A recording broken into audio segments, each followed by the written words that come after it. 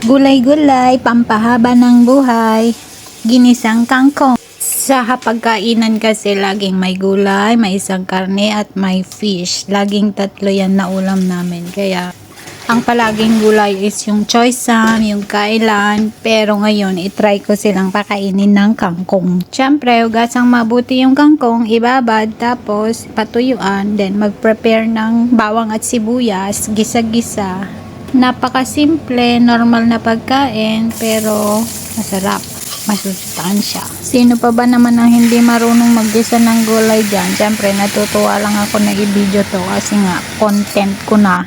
Pag sa bahay to sa Pinas, ang nilalagay bagoong o kaya asin o kaya alamang. Pero dito sa Hong Kong, ang nilalagay oyster sauce. Laging may oyster sauce lahat ng pagkain dito. Karamihan sa pagkain pala, di naman lahat.